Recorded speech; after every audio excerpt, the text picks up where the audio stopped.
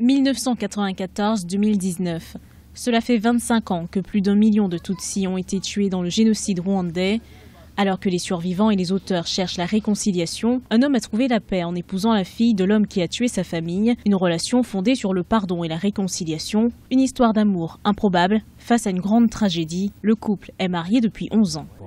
J'ai prié pour qu'une femme vienne m'aider parce que j'étais infirme. Mais celle que j'ai trouvée était celle dont le père avait tué ma famille. Je me suis approché d'elle, mais je ne savais pas si elle m'accepterait.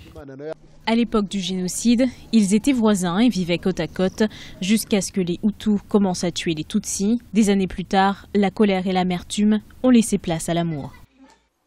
Quand nous nous sommes mariés, tout le monde était en colère contre nous. Nos deux familles ne voulaient pas nous parler, mais ma famille venait vérifier si j'étais en vie. Elle voulait savoir si j'allais bien. Les deux familles ont fini par s'unir et se réconcilier. Cette histoire est l'une parmi tant d'autres de pardon et de réconciliation au Rwanda.